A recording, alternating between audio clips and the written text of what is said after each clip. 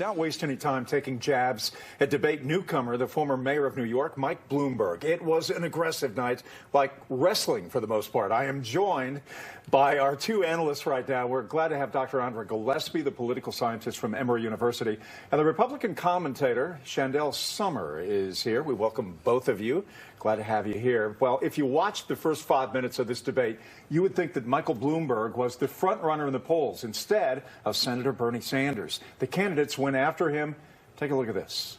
Democrats take a huge risk if we just substitute one arrogant billionaire for another. I don't think you look at Donald Trump and say we need someone richer in the White House. Thank you. He has not managed his city very, very well when he was there. He didn't get a whole lot done. All right, and that was just part of it. The candidates also went after Mayor Bloomberg on the women who worked for his company who signed non-disclosure agreements. Dr. Gillespie, obviously, the plan for many of these candidates was to rip Bloomberg right away, and they did that. Did it work? I think it worked on some measure. I think it gave people food for thought about his responses about stop and frisk, about his responses about non-disclosure agreements.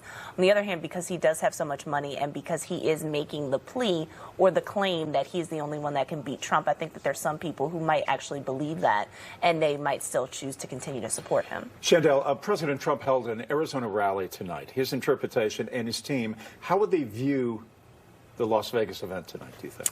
I think that the statement by Bloomberg that Donald Trump is going to win this election if the Democrats continue to talk this way in socialist terms, and he called it communism, was probably the most poignant moment of the entire debate.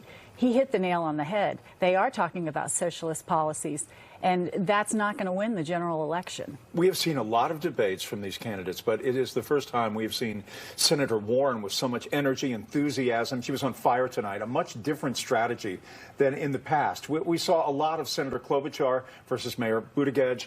So who had the best night in your estimation, do you think? I would probably say Elizabeth Warren. I mean, she came out swinging. She hit back hard, especially on Michael Bloomberg.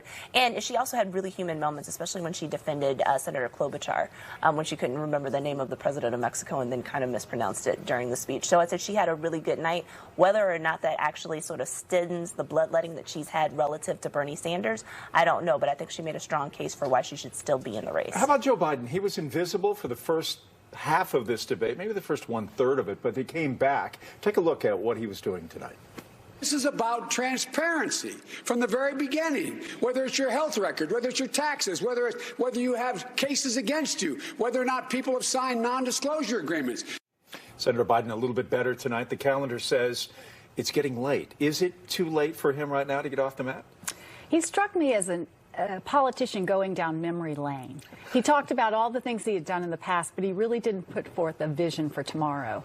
All right, I'm going to put both of you on the spot. You ready? Winners and losers tonight. Winner? Elizabeth Warren. Loser? Me? I don't know if there was a loser. Loser? I think the loser was probably Bloomberg because he was not definitive enough in his defense. He didn't really distinguish himself as anything other than a Republican, quite frankly. And the winner tonight from your estimation? I would say Elizabeth Warren had the best night.